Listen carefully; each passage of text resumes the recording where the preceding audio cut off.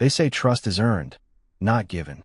I learned that lesson in a London hotel room at 4 a.m. when my wife's email arrived. Divorce papers attached. Selling your father's house. She thought I'd beg. Instead, I typed 2 words that would destroy her completely. Go ahead. What she didn't know. My father survived Vietnam by never trusting anyone. And the legal fortress he built to protect our family was about to crush her like an insect. My name is Thaddeus Cunningham. They'll most call me Thad. I'm 51 and Executive Vice President at Thornfield Pharmaceuticals. 23 years building this career, from lab supervisor to the executive suite. The work demands everything, brutal hours, constant travel. But when you help bring life-saving drugs to market, it feels worth it. I met Delilah 16 years ago at a medical conference in San Diego. She was a pharmaceutical sales rep, beautiful, ambitious, with a disarming smile. We married after 8 months. I already had 2 kids from my first marriage, Jameson, 10 at the time, and Adelaide, 7. Their mother Patricia had died from ovarian cancer 2 years earlier. I was drowning in grief and single parenthood. Delilah seemed like a lifeline. She wanted the lifestyle more than the life itself. The Westchester house, country club membership, luxury cars, Caribbean trips. Within 3 years, she'd quit her job to be present for my children. What she actually did was yoga classes, wine tastings, and building an Instagram wellness brand. I should have paid attention to how she talked about my father's property. The old man passed 4 years ago, leaving a modest house on 3 acres in Millbrook, upstate New York, worth maybe $133,000. Not much, but priceless to me. Dad bought it with his first paycheck after Vietnam. He raised me and my 2 brothers there. Every room held memories. Delilah visited twice. Both times she complained about the outdated kitchen, no central air, depressing wood paneling. She'd ask why I didn't just sell it. I'd brush her off, saying I wasn't ready. What I didn't tell her: the property was in an irrevocable trust Dad established to prevent exactly what she had in mind. The morning everything changed, I stood in a conference room at the Lancaster Hotel in London, watching dawn over Hyde Park. I just spent 16 hours negotiating final terms on a $1.8 million licensing agreement with a British biotech firm. Career-defining moment. The kind that gets you noticed at the highest levels. Exhausted but exhilarated, my phone buzzed. Email, notification. I expected congratulations from our CEO. Instead, moving forward, divorce papers attached. The sender was Delilah. I opened it, pulse hammering. The email was brief, almost cheerful. Thad, I filed for divorce. Papers attached. I'm also selling your father's house in Millbrook for $133,000. I've already accepted an offer. This is my chance to finally live the life I deserve instead of being stuck in your shadow. Sale closes in 2 weeks. Delilah. No explanation. No apology. Just cold announcement while I was 4,000 miles away. For 10 seconds, I felt punched. Then shock gave way to cold clarity. Delilah made a critical mistake. She assumed because Dad left me the house, it was mine to sell. She assumed marriage gave her claim to it. Most importantly, she assumed I hadn't protected Dad's legacy. I typed 2 words, go ahead, then forwarded her email to my attorney Ruth Kellerman, who'd handled Dad's estate. Added 1 line. She just activated the protection clause. Proceed as discussed. Ruth responded within minutes. On it. This is going to be interesting. I pocketed my phone, straightened my tie, walked back where my British counterparts waited with champagne. As I raised my glass and smiled for photographs, I felt something I hadn't in years. Complete certainty about what came next. Delilah wanted to play games with my father's legacy. She was about to discover some games have rules she never bothered to learn. The flight back from London gave me 12 hours to think. I didn't sleep, didn't watch movies, just sat there reviewing every conversation, every decision, every moment that led to Delilah thinking she could dismantle my father's legacy while I was out of the country. Ruth Kellerman met me at JFK. She's 62, gray hair pulled back tight, eyes that missed nothing. We'd worked together since Dad's passing, and she'd been the one who insisted on bulletproof trust documents. She's already started, Ruth said, sliding into my town car. Called the title company yesterday. Told them she had authorization to sell as your spouse. I looked out the window at Queens rolling past. What did they say? They asked for the trust transfer release. She got confused, started talking about marital property rights. Ruth allowed herself a thin smile. That's when they called me. My father, Thomas Cunningham, had survived Vietnam, built a small construction business, and raised 3 sons on his own after Mom died. He wasn't educated, but he was smart, especially about protecting what mattered. When he drew up his will, he'd insisted on an irrevocable trust for the Millbrook property. Why can't I just leave it to you directly? I'd asked him. Because someday you might marry someone who sees dollar signs instead of memories, Dad had said. This way, nobody can touch it without the trustee's approval. Not your wife. Not your creditors. Nobody. The trustee was Ruth. The trust required dual signatures for any sale, mine and hers. Delilah's name appeared nowhere in the documents. But there was more, something we'd added after I married Delilah, after I'd noticed how she talked about the property. Tell me about the protection clause, I said. Ruth pulled out a folder. Page 14, Section C. Any unauthorized attempt to sell, transfer, or encumber trust property by a non-beneficiary triggers immediate breach notification to all parties, including law enforcement if fraud is suspected. And Delilah signed an affidavit when you refinanced your Westchester house 3 years ago. Page 9. She acknowledged in writing that she understood the Millbrook property was held in irrevocable trust and that she had 0 ownership interest. I remembered that refinancing. Stack of papers 2 inches thick. Delilah had barely glanced at them, too busy planning her next wine country trip. She'd initialed everything without reading a word. So, when she told the title company she had authority, she committed documented fraud. Ruth finished. And when she accepted money from a buyer for property she doesn't own and can't legally sell, she potentially violated multiple statutes. My phone buzzed. Text from Jameson, my son. Dad, Delilah cleared out the wine cellar in your study. Moving trucks came this morning. Adelaide tried to stop them. They wouldn't listen. I showed Ruth. She nodded. Expected. She's liquidating assets before you can freeze accounts. How much was in the wine cellar? About $40,000 in collectibles. Study had some art, first editions. Maybe another $30,000. I typed back to Jameson. Don't engage. Document everything. Photos, videos. I'm handling it. Ruth made notes. That helps. Shows intent to strip marital assets. Strengthens your position. We drove in silence for a few minutes. Then Ruth said, Thad, I need to ask. Are you sure you want to do this? Once we file the paperwork I've prepared, there's no walking it back. She'll face serious legal consequences. I thought about my father's house. The porch where he taught me to tie fishing knots. The kitchen where he made Sunday pancakes. The living room where we watched Giants games. Every memory Delilah wanted to erase for $133,000, so she could fund whatever new life she'd imagined. File everything, I said.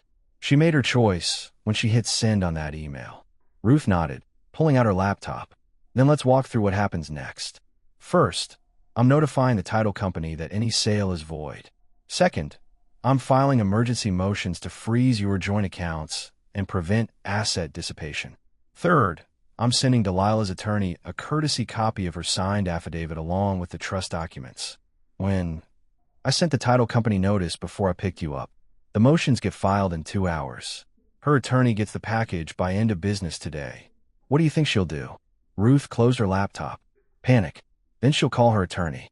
He'll review the affidavit, realize she lied to him about having ownership rights, and his voice will shake when he calls you to ask what you want. And what do I want? That's up to you. But if it were my father's house, I'd want her to understand that some things aren't for sale at any price. The car pulled up to my Westchester house. Delilah's Mercedes was gone. So was most of the furniture I could see through the windows. I looked at Ruth. Make her understand. She smiled. Consider it done. Delilah's attorney called 48 hours after I landed. Mitchell Brennan, mid-40s, decent Westchester reputation. I let it ring twice. Thaddeus Cunningham. I answered. Mr. Cunningham, Mitchell Brennan. I represent Delilah Cunningham. His voice had an edge, something tight. I need to discuss the Millbrook property. What about it? 3 seconds of silence. I've reviewed the trust documents your attorney provided, and the affidavit my client signed in 2020. And, Mr. Cunningham, he exhaled slowly. What did you do? The question wasn't angry. It was afraid. I forwarded her email to my attorney. Ruth handled the rest. The trust documents, the signed waiver, the title company rejection, the fraud notification to the county prosecutor. His professional composure was fracturing. My client told me she had marital property rights. Said you'd verbally agreed to sell. Never mentioned an irrevocable trust. She lied, or never understood what she signed. Either way, not my problem. It's very much your problem if you're pursuing criminal charges. I provided documentation to appropriate authorities. They'll decide if her actions constitute fraud. Brennan was quiet. When he spoke again, his voice changed. What do you want? To make this go away? I thought about Dad's house. About Delilah's email while I celebrated in London. About furniture stripped from my home. Your client made a calculated decision to sell my father's property while I was overseas. She forged authority she didn't have. Accepted money for property she can't deliver. That's fraud, Mr. Brennan. This is vindictive. This is protective. My father built that trust specifically to prevent someone like Delilah from liquidating family property. What did you do? He asked again, different this time. Almost awed.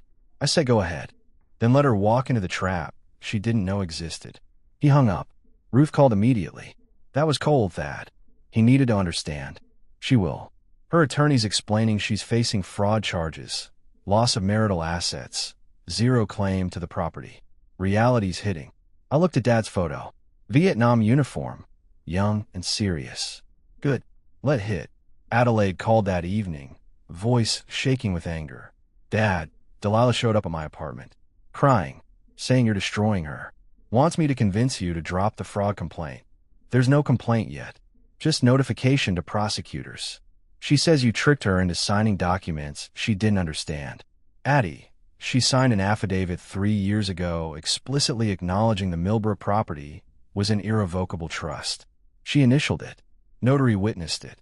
That's documentation, not trickery. She claims you rushed her. Signing took 2 hours. Notary read everything aloud. Delilah spent most of it texting about yoga retreats. I paused. What else? She says you froze her accounts. Left her with nothing. I froze joint accounts after she cleared $40,000 in wine and $30,000 in art from my study. Emergency motion after documented removal. Adelaide went quiet. Dad, I need to tell you something. 2 years ago, Delilah offered me $50,000. My stomach tightened. For what? To convince you to remove Jameson and me from your will. She said it was time to prioritize your current family over adult children. Adelaide's voice broke. I told her to go to hell. Jameson and I decided not to tell you because we didn't want to blow up your marriage. 2 years ago, when Delilah stopped asking questions, when she started talking about Millbrook more, positioning herself. It's not your fault, Addie. What are you going to do? Forward this to Ruth. Attempting to manipulate beneficiaries shows premeditation. Strengthens the fraud case significantly. Will she go to jail? Probably not. But she'll face real consequences. Good. She tried to erase us, Dad. Like Mom never existed. Like Grandpa's house meant nothing. After hanging up, I forwarded everything to Ruth. Additional evidence of premeditation. Beneficiary manipulation 2 years before fraud attempt. Ruth's response. This changes everything. She wasn't impulsive. She was systematic. Jameson called an hour later, exhausted. Delilah's attorney called. Wanted me to testify you're controlling and vengeful. What did you say? That you tried to bribe Adelaide. Treated Grandpa's house like garbage. Cleared out family property while you were overseas. He paused. He hung up fast. How bad will this get? I looked at Ruth's documents. Trust papers. Affidavits. Bank freezes. Machinery of consequence grinding forward. Worse before better. For Delilah, anyway. You okay? 16-year marriage disintegrating. Wife revealed as opportunist. Life temporarily displaced. Better than fine. I said honestly. This needed to happen. Sitting alone afterward, I felt unexpected relief. Not happiness. Just relief that pretending was over. Ruth called 3 days later with news I hadn't expected. Thad, we need to talk about Delilah's social media presence. Specifically, her Instagram account. I was in my temporary apartment, reviewing pharmaceutical trial data. What about it? She has 83,000 followers. Posts about wellness, luxury lifestyle, wine culture. Very polished, very aspirational. Ruth paused and completely fabricated. Explain. I hired a digital forensic specialist after Adelaide mentioned Delilah's constant phone use. Turns out 68,000 of those followers are purchase bots. The engagement, likes, comments, mostly fake accounts. She's paying a company in Bangladesh $3,000 monthly to maintain. $3,000 a month? From where? Joint accounts. Tagged as marketing consulting. Been going on for 4 years. That $144,000 of marital assets spent on fake internet popularity. I set down my pen. She was building a brand. Trying to. She pitched herself to wine companies, wellness retreats, luxury hotels as an influencer. Wanted sponsorship deals. Problem is, real companies do follower audits. They all rejected her because the engagement was obviously fake. How'd you find this? Her laptop. She left it at the house when she cleared out. I got a warrant to search it as part of the asset dissipation investigation. Ruth's voice took on an edge. Thad, she kept spreadsheets. Lists of what she spent, what she claimed to spend. She wrote off your wine collection as content props for brand building. The art from your study. Lifestyle staging materials. She was planning to sell my belongings and call it business expenses. Exactly. And there's more. Found emails to her friend group. Women you've entertained at your house, whose husbands you've helped with pharmaceutical contacts. She called you the walking checkbook and emotionally absent money machine. The word should have stung. They didn't. They clarified. What else? Draft posts she never published. One from 8 months ago. Sometimes the life you're living is just the price you pay for the life you're planning. Another from last year. Patience is knowing your time is coming. Ruth let that sink in. She was documenting her own premeditation. Can we use this? Already compiling it. Shows systematic planning, asset conversion, fraudulent misrepresentation of expenses. Combined with the trust fraud and beneficiary manipulation, this becomes a pattern of financial predation spanning years. Prosecutors will want this. They already do. I forwarded preliminary findings this morning. They're expanding the investigation beyond the Millbrook fraud to potential wire fraud and tax evasion. I walked to my window, looked out at Westchester County. Somewhere out there, Delilah was realizing her carefully constructed facade was collapsing. What's her next move? Brennan will try to negotiate. Offer to drop property claims in exchange for dropping criminal referrals. Standard damage control. And our response? We don't negotiate with people who try to steal family property and called your father's house a disposable asset in private emails. She actually wrote that, word for word. Found it in a message to her sister 6 months ago. Context was complaining that you wouldn't sell Millbrook to fund a wine country vacation rental investment she wanted to make. My father's house, the place where he taught me to fish, to fix things, to understand that value isn't always measured in dollars. Delilah saw it as venture capital for her fantasy life. Ruth, make sure prosecutors see everything. The spreadsheets, the emails, the fake followers, all of it. Already done. This woman systematically exploited your marriage for years. Time she faces accountability. After we hung up, I opened my laptop and pulled up Delilah's Instagram. The most recent post showed her at wine tasting, glass raised, caption reading, grateful for new beginnings and authentic living. Hashtag blessed, hashtag wine lover, hashtag living me truth. 23 comments, all from accounts with random number usernames and 0 posts. All fake, all purchased, all part of an empire built on nothing but my money and her delusions. I closed the laptop and called Jameson. Son, I need you to do something for me. What's that? He asked. Document every business contact I helped Delilah make. Every pharmaceutical exec I introduced her to when she was trying to get sponsorships. Every connection I facilitated. Why? Because she used my professional reputation to commit fraud. And those people deserve to know what they were really dealing with. Dad, that's going to burn her completely. Nobody in the industry will touch her. Good, I said. She burned herself. I'm just making sure everyone sees the ashes. The sister arrived unannounced. Monica, Delilah's older sister, showed up at my temporary apartment on a rainy Thursday afternoon. I almost didn't let her in. Mr. Cunningham, please. 5 minutes. She stood in my doorway, hair wet, looking nothing like the polished woman I'd met at family gatherings. I need to tell you something about Delilah. Against my better judgment, I let her inside. Monica sat on my couch, hands clasped tight. I need you to know I had no idea what she was planning. The property thing, the divorce ambush, none of it. Why are you here, Monica? Because my sister is a liar, and I'm tired of covering for her. She looked up, eyes red. You need to know about the miscarriage. My chest tightened. What miscarriage? The one she told you about. 3 years ago, right before Christmas. She said she lost the baby at 12 weeks. I remembered. Delilah devastated, crying for days. Me trying to comfort her, buying her that diamond pendant she'd wanted, taking time off work to be present. What about it? There was no baby, Thad. She was never pregnant. The room tilted slightly. That's not possible. She had doctor's appointments. She showed me ultrasound pictures.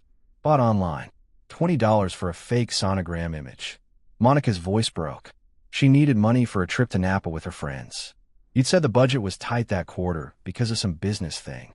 So she invented a pregnancy, invented a miscarriage, and got you to give her an $85,000 grief gift that she immediately sold to fund 6 months of living like a celebrity. You're lying. I wish I was. But I watched her do it. She called me laughing about how easy you were to manipulate. Said you were so guilty about working long hours that you'd believe anything that made you feel like a bad husband. Monica pulled out her phone. I saved the text messages. I don't know why. Maybe I knew someday I'd need them. She handed me the phone. I read through messages from 3 years ago. Just told T about the miscarriage. He's devastated. Mission accomplished. He bought me the pendant and a trip to Sedona. Easiest $85,000 I ever made.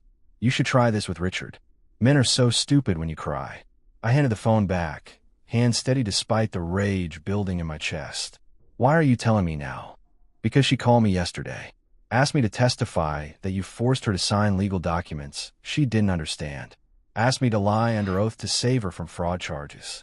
Monica stood up. I won't do it. She's my sister, but what she's done to you, to your kids, to your father's memory, it's unforgivable. Will you give a statement to my attorney? Already did. Called Ruth Kellerman this morning.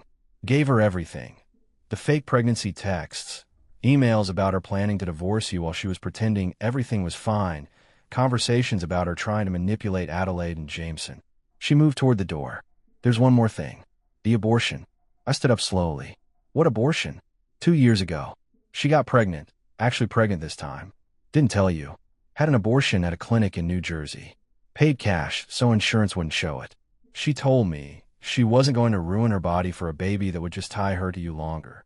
The words hit like physical blows. Monica continued. Then last year, another one. Same clinic. Same reasoning. She'd tell you she was at yoga retreats or wine tastings. She was terminating pregnancies while telling you she wanted children. After Monica left, I sat in the dark for an hour. Then I called Ruth. We need to add everything Monica provided to the case file. I said, voice hollow. Already on it. Thad, this isn't just fraud anymore. This is systematic psychological abuse, financial exploitation, reproductive coercion through deception. Ruth stopped. Are you okay? No, I said honestly. But I will be. After this is over. It will be over. And she'll face every consequence she earned. I looked at my father's photo again. Wondered what he'd think of all this. Then I remembered something he told me after Mom died. Son, some people take from you. Some people give to you. Know the difference and act accordingly. I knew the difference now. The Westchester County District Attorney's Office called on a Tuesday morning. Assistant DA named Sarah Park wanted to meet. I agreed to her office, 2 p.m. that afternoon. Park was younger than I expected, maybe 35, with sharp eyes that missed nothing. She had 3 folders stacked on her desk when I arrived. Mr. Cunningham, thank you for coming. She gestured to a chair. I've spent the last week reviewing everything your attorney provided. The trust fraud, the fake pregnancy, the asset dissipation, the beneficiary manipulation. It's quite comprehensive. My father taught me to document everything, I said. He taught you well. She opened the top folder. What your wife attempted constitutes multiple felonies. Real estate fraud, wire fraud, insurance fraud through the fake pregnancy claim. The question is how we proceed. I want her to face consequences. Understood. But we need to discuss what that looks like realistically. Park pulled out documents. The trust fraud is solid. She attempted to sell property she explicitly disclaimed ownership of. That's clear-cut. The fake pregnancy is trickier. You gave her the money voluntarily, even if based on lies.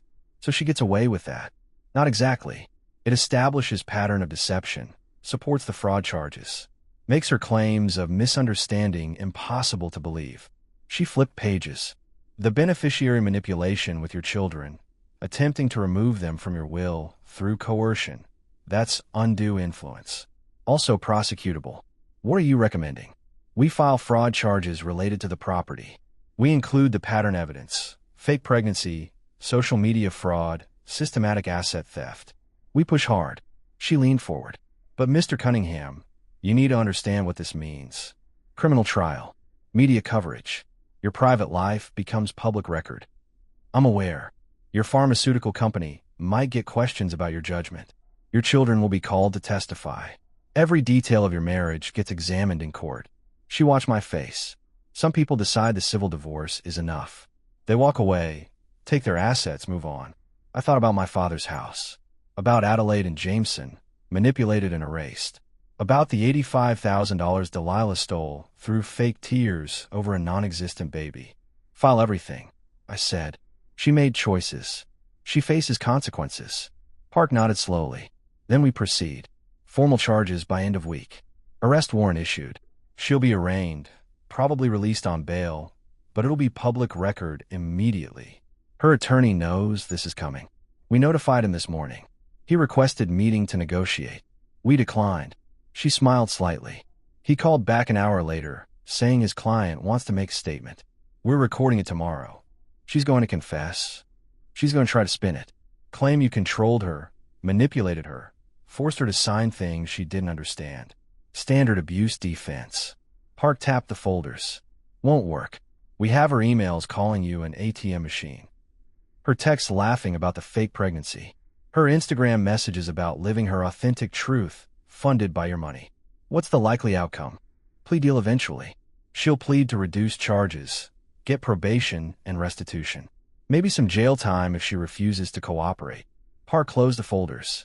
But the conviction stays on a record, and civil court will see it all when dividing assets. Meaning she gets nothing. Marital misconduct, fraud, systematic theft. Judges don't reward that behavior. You'll keep your assets. She'll leave with whatever she came into marriage with, which based on Ruth's research, wasn't much. After the meeting, I walked through downtown White Plains. Thought about the moment this all started, Delilah's email in London, while I celebrated a career milestone. Her casual cruelty, assuming I'd just accept it. She'd gambled that I wouldn't fight back, that I'd be too proud, or too busy, or too worried about appearances to pursue consequences. She gambled wrong. My phone rang. Jameson calling. Dad, Delilah's lawyer just called me. Said she wants to talk to Adelaide and me. Apologize. Explain herself. What did you tell him? That all communication goes through your attorney. Then I hung up. He paused. She's scared, isn't she? She's facing criminal charges. Yes, she's scared. Good. She should be. His voice hardened with an anger I'd never heard before. She tried to erase Mom's memory. Tried to steal Grandpa's house. Manipulated us. She deserves everything coming to her. I know, son. It'll be over soon. Then what? What do we do after? We rebuild. We remember what matters. We move forward. After we hung up, I stood looking at the courthouse where Delilah would soon be arraigned, where her carefully constructed facade would shatter completely. My father once said, the truth doesn't need defense, just time and documentation. The time was here. The documentation was complete. Now came the truth. The arrest happened on a Thursday morning at 6:47 a.m. I know because Ruth called me at 6:50. It's done. Westchester County Sheriff served the warrant at her apartment. She's in custody. I was drinking coffee in my temporary apartment, preparing for a pharmaceutical conference call. How'd she react? According to the deputy, she screamed that you were destroying her life. Said she'd done nothing wrong. Then asked if she could post bail immediately. Ruth's voice carried grim satisfaction. Bail hearings at 2 p.m. Judge will likely release her on recognizance, given the nonviolent charges. But the arrest record is permanent. Media. County courthouse reporter was there. Story hits local news by noon, regional by evening. Your name will be mentioned as the victim of fraud, but focus will be on her charges. The story broke at 11:23 a.m. Westchester woman arrested for real estate fraud, attempted theft of trust property. By noon, 3 news outlets had picked it up. By 2 p.m., when Delilah appeared before the judge, cameras were outside the courthouse. Adelaide called at 2:47 p.m., voice tight. "Dad, it's everywhere." Local Facebook groups, news sites, even some of the pharmaceutical industry newsletters. Everyone knows. "Are you okay?" "I'm fine." Getting messages from people asking if it's true. I'm telling them to read the public records. She paused. Some of Delilah's old friends are messaging me, saying they suspected something was off, that she bragged about her lifestyle, but never seemed to actually work. What are you telling them? That she systematically defrauded our family for years and is now facing legal consequences. Some are shocked. Others are saying they're not surprised. Jameson called an hour later from his Philadelphia office. "Dad, my boss just asked me about it. Someone sent him the news article. He wanted to know if I needed time off." "Do you?" "No." I told him the situation, that you're handling it appropriately, and that I'm focused on work. He was actually supportive. Said his sister went through something similar. Husband stealing from family trust. How'd that end? "Prison. 2 years federal time for wire fraud." Jameson's voice shifted. "Think Delilah will do time?" "Depends on the plea deal. Park thinks probation and restitution, most likely." "That doesn't seem like enough." "It's not about enough, son. It's about establishing truth and protecting what Dad left us. The criminal record does that. She'll carry this conviction for life." By 5 p.m., Delilah's Instagram had gone dark. All posts deleted.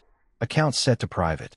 Her followers, real and fake, were messaging each other, sharing screenshots of her old posts about authentic living and manifesting abundance. Someone had created a parody account, Delilah's Real Life. It posted her booking photo alongside old Instagram posts. Caption: manifesting felony charges. Hashtag authentic living, hashtag fraud life, hashtag blessed. Ruth called at 6 p.m. Thad, Brennan withdrew as her attorney. Conflict of interest. He says she lied to him about material facts. She's scrambling to find new representation. Will she find someone? Eventually. But no one good will touch this case. Too much evidence. Too much documentation. She'll end up with whoever needs the billable hours and doesn't care about losing. What happens next? Preliminary hearing in 3 weeks. Discovery phase where her new attorney sees the full scope of evidence. Then plea negotiations. Ruth paused. Thad, she's going to lose everything. Her reputation, her social circle, her freedom to travel, her ability to get credit or housing. This follows her forever. She made the choices. I know. Just want you to understand how complete this destruction is. I looked at my father's photo on my temporary desk. Thought about his house, still standing in Millbrook, still protected, still full of memories she'd want to liquidate. She tried to destroy what my father built, I said quietly.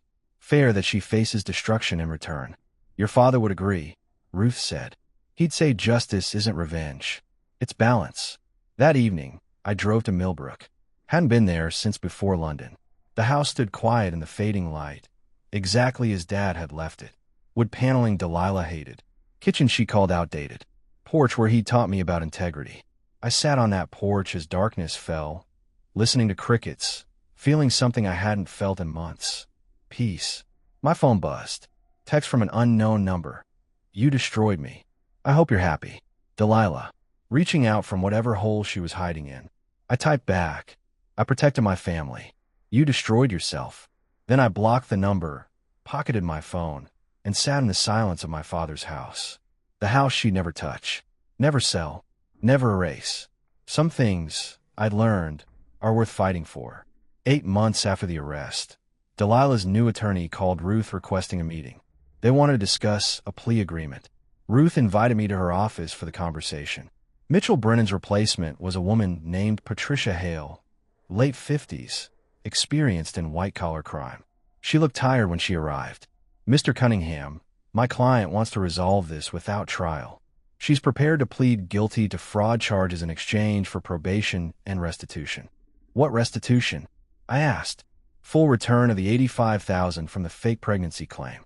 Replacement value of the wine collection and art. Approximately $70,000. plus legal fees you've incurred defending against her fraudulent property sale. Ruth leaned forward. That's barely a third of actual damages. What about the trust fund money she diverted from his children?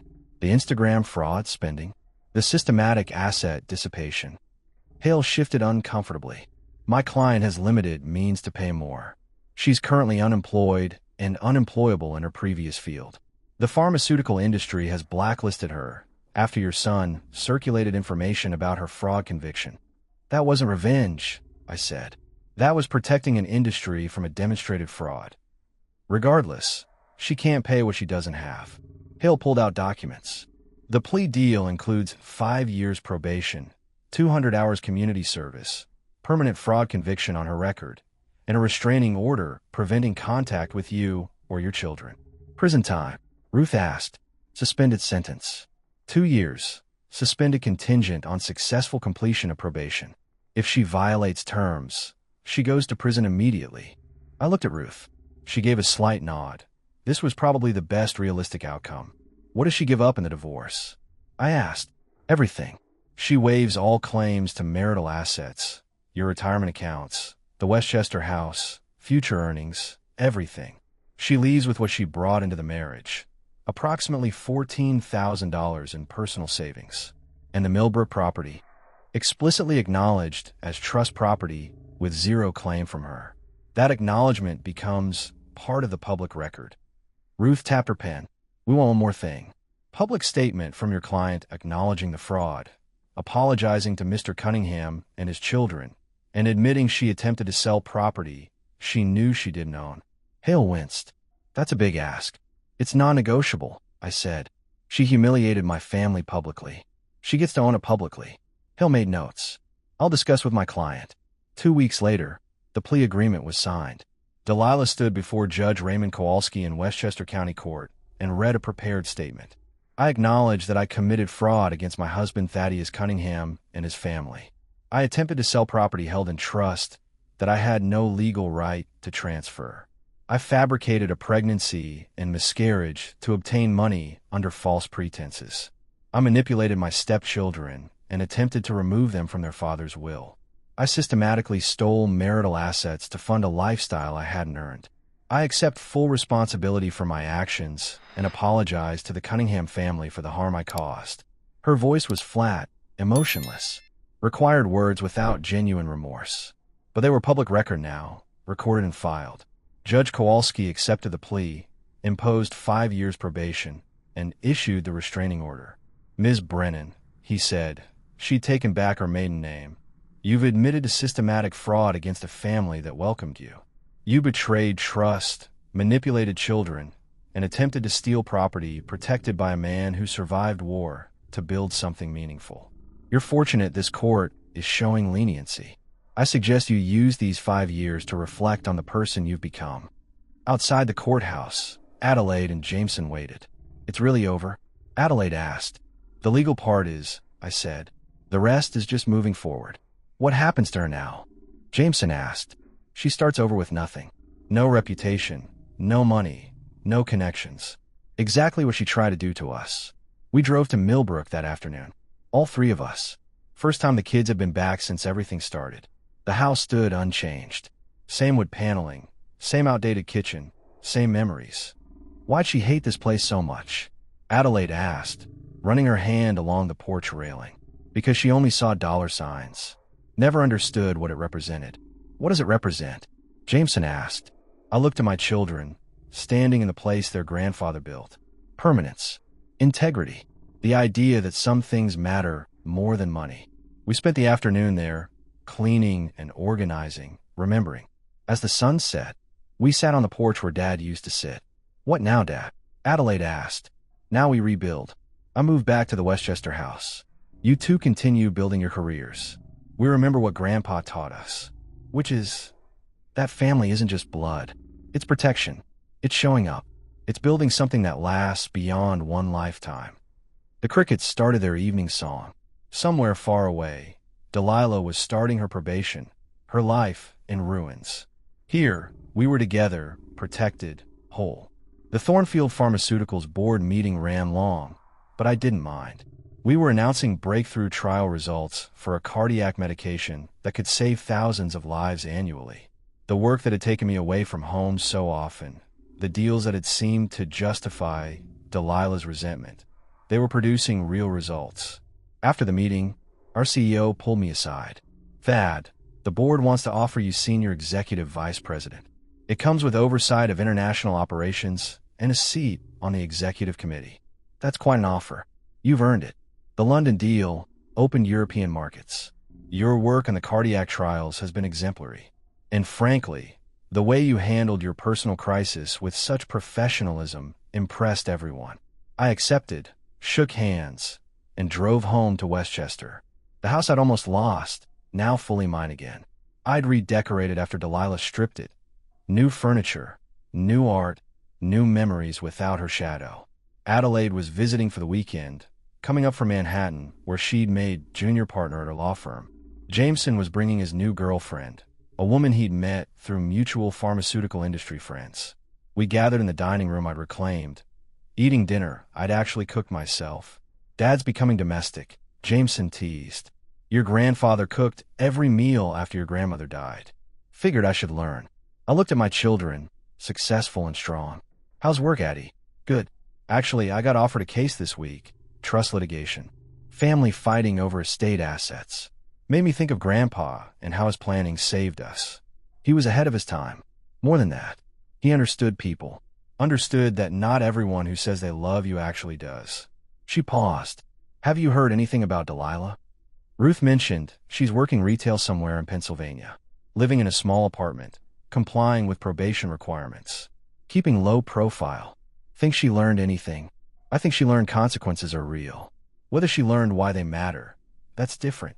Jameson's girlfriend Emma asked carefully, "Do you regret any of it? The prosecution, the public exposure?" "No," I said without hesitation. She tried to destroy what my father built. She manipulated my children. She would have erased everything that mattered to fund a fantasy life. I protected my family. That's never wrong. Later, after everyone left, I drove to Millbrook. The house had become my sanctuary. Weekends spent there, away from corporate demands. Just quiet reflection. I sat on the porch with a glass of bourbon, my father's favorite brand. "You be proud of them," I said to the evening air. "Adelaide's a partner. Jameson's thriving. They're good people, strong people." The wind moved through the trees. And the house, it's still here, still protected, still full of everything you taught me about what matters. My phone showed a message from Ruth. "Final divorce decree signed today. You're officially free." Free. Strange word for ending a 16-year marriage. But accurate. Free from deception. Free from manipulation. Free from someone who saw my life as resources to extract. I thought about the man I'd been in London, reading that email, feeling that initial shock. How far I'd traveled from that moment. How much I'd learned about protection, consequence, and what it means to really defend what matters. A car pulled up, Adelaide coming back. "Forgot my laptop," she explained, then saw my face. "You okay?" "More than okay. Actually at peace." She sat beside me on the porch. "Grandpa built something good here. He built something permanent. That's rarer than good." We sat in comfortable silence, father and daughter, in the house that survived everything. The house that represented everything Delilah couldn't understand and couldn't destroy. Somewhere in the distance, a train whistle sounded. Life moving forward, as it always does. But here, on this porch, in this house, with my daughter beside me, this was permanence. This was victory. This was home.